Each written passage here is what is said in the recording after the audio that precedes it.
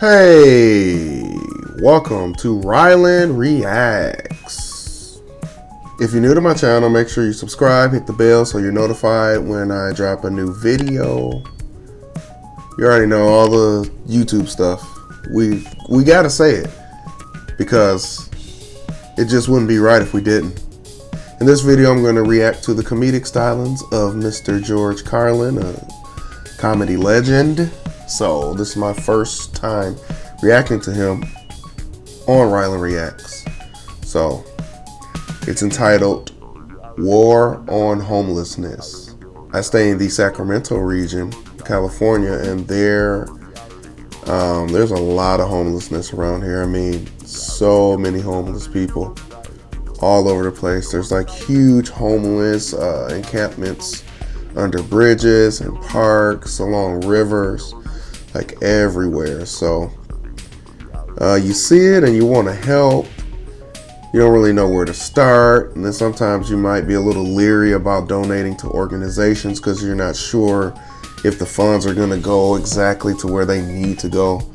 So, I just try and give a helping hand whenever I can, buy someone some food if they need it, bottled water, give them some change, things like that when I can help. So anyway, let's see what George Carlin has to say about this right now. By the way, speaking of American values, aren't we about due to start bombing some small country that only has a marginally effective air force? Seems to me like we're a couple of weeks overdue to drop high explosives on helpless civilians. People who have no argument with us whatsoever. I think we ought to be out there doing what we do best, gang, making big holes in other people's countries. I hate to be repetitious, but God, we are a warlike lot, We can't stand not to be fucking with somebody. We couldn't wait for that Cold War to be over, could we? Just couldn't wait for that Cold War to be over so we could go and play with our toys in the sand. Go play with our toys in the sand.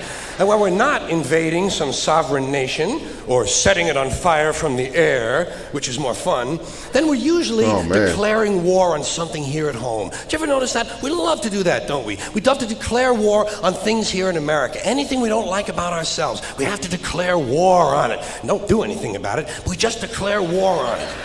We got a war. It's the only metaphor we have in our public discourse for solving a problem. It's called declaring a war. We got a war on poverty, the war on crime, war on litter, the war on cancer, the war on drugs. But you ever notice there's no war on homelessness, is there? Nah, no war on homelessness. You know why? There's no money in that problem. There's no money in that problem. Nobody stands. It's true. Nobody stands to get rich off of that problem. You could find a solution to homelessness where the corporate swine and the politicians could steal a couple of $1 million each. You'd see the streets of America begin to clear up pretty goddamn quick. I'll guarantee you that. I will guarantee you that. Now, so, I got an idea for homelessness. You know what they ought to do? You know what they ought to do? Give the homeless their own magazine. Give them their own magazine. It would make them feel better, for one thing. That's a sure sign of making it in this country. Every group in this country that makes it and arrives at a certain level has its own magazine. You have Working Mother magazine, Black Entrepreneur magazine, Hispanic Business magazine. In fact, any activity engaged in by more than 4 people in this country has got a fucking magazine devoted to it. Skydiving, mountain climbing, snowmobiling, backpacking, bungee jumping, duck hunting, shooting someone in the asshole with a dart gun, jerking off. They probably have a magazine for that. I'm sure they have. I know they have a magazine. Walking! There's actually a fucking magazine called Walking. Look, Dan, the new Walking is out. Here's a good article, putting one foot in front of the other. Give them their own magazine. Give them. Give the homeless their own magazine. You know what you call it? Better Crates and Cartons. Then when they get finished reading it, they can use it to line their clothing. That's a good, sound business solution. That's the kind of answer you get from a conservative American businessman. Yeah, let them read it. When they get finished reading, they can use it to plug up the holes in them piano crates they all seem to like to live in. A good, sound, practical, conservative American business solution. I'll tell you what they ought to do about homelessness. First thing, change the name of it. Change the name of the condition. It's not homelessness, it's houselessness. It's houses these people need. A home is an abstract idea. A home is a setting. It's a state of mind. These people need houses, physical, tangible structures. But where are you going to put them? Where are you going to build them? Nobody wants you to build low-cost housing near their house. People don't want it near them. We got something in this country, you've heard of it, it's called NIMBY, N-I-M-B-Y. Not in my backyard. People don't want any kind of social help located anywhere near them. You try to open up a halfway house, try to open up a rehab center for drugs or alcohol, try to build a little home for some retarded people who want to work their way into the community. People say, not in my backyard. People don't want anything near them. That's true. Especially if it might help somebody else. Part of the great American spirit of generosity we're always told about. Big, generous American nation. Ask an Indian about that. Ask an Indian how generous this country is. If you can find one, you got to locate the Indian first. We've made him just a little difficult to find. Or if you need current data, select a black family at random and ask them how generous this country has been. People don't want anything near them, even if it's something they believe in, something they think society needs, like prisons. Everybody wants that, right? Everybody wants more prisons. That's the new answer to all of our problems. Lock a lot of motherfuckers up. Everybody wants more prisons. They say, build more prisons! But not here. Well, why not? What's wrong? What's the problem? What's wrong with having a prison in your neighborhood? Would seem to me like it would make it a pretty crime-free area, don't you think? You think a lot of crackheads and muggers and pimps and hookers are going to hang around in front of a fucking prison? Bullshit, they ain't coming anywhere near it. What's wrong with these people? All the criminals are locked up behind the walls, and if a couple of them do break out, what do you think they're going to do? Hang around? Check real estate trends? Bullshit. They're fucking gone. That's the whole idea of breaking out of prison, is to get the fuck as far away as you possibly can. Not in my backyard. People don't want anything near them. Except military bases. They don't mind that, do they? No, they like that. Give them an army base. Makes them happy. Why? Jobs. Jobs. Self-interest. Even if the base is loaded with nuclear weapons, they don't give a fuck. They say, well, I'll take a little radiation if I can get a job. Working people have been fucked over so long in this country, those are the kind of decisions they're left to make. I got just a place for low-cost housing. I have solved this problem. I know where we can build housing for the homeless. Golf courses. Perfect. Golf courses. Just what we need. Plenty of good land in nice neighborhoods. Land that is currently being wasted on a meaningless, mindless activity engaged in primarily by white, well-to-do male businessmen who use the game to get together to make deals to carve this country up a little finer among themselves. I am getting tired. Really tired. Man.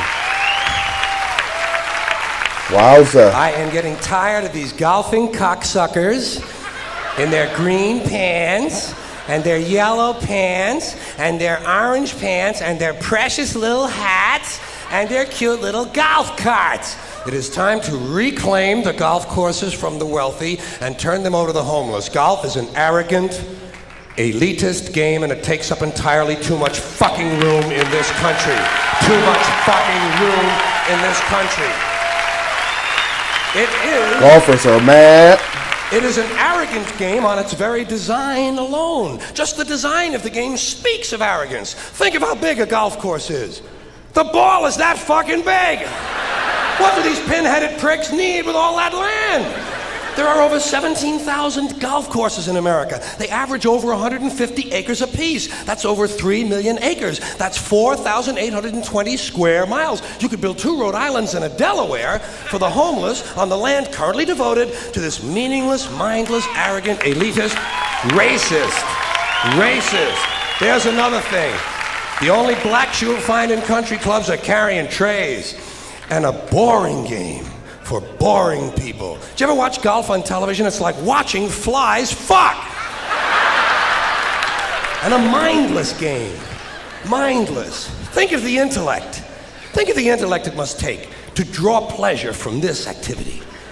Hitting a ball with a crooked stick and then walking after it. And then hitting it again. I say, pick it up, asshole. You're lucky you found the fucking thing. Put it in your pocket and go the fuck home. Go the fuck home. You're a winner. No. No chance of that happening. Dorco in the plaid knickers is going to hit it again and walk some more. Let these rich cocksuckers play miniature golf. Let them fuck with a windmill for an hour and a half or so. See if there's any real skill among them. Now, I know there are some people who play golf who don't consider themselves rich. Fuck them! And shame on them for engaging in an arrogant, elitist pastime. Hey, here's another place we could put some low-cost housing: cemeteries. There's another idea whose time has passed. Saving all the dead people in one part of town? What the hell kind of a superstitious, religious, medieval bullshit idea is that?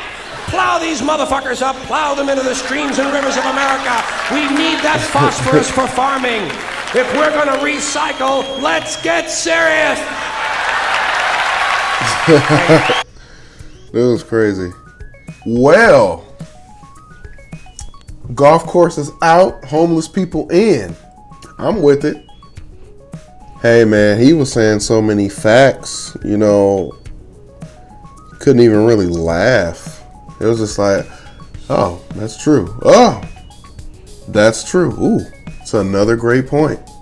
Anyway, that was, I don't know what to call it. I can't really say it was funny because it was just really like, it was like, dude, you're preaching a message. Like, you're just saying some true facts in a humorous way. So I liked it. Can't wait to watch some more from Mr. Carlin. So if you enjoy my reaction, please hit the like button, go ahead and subscribe, and you will see me in the next video.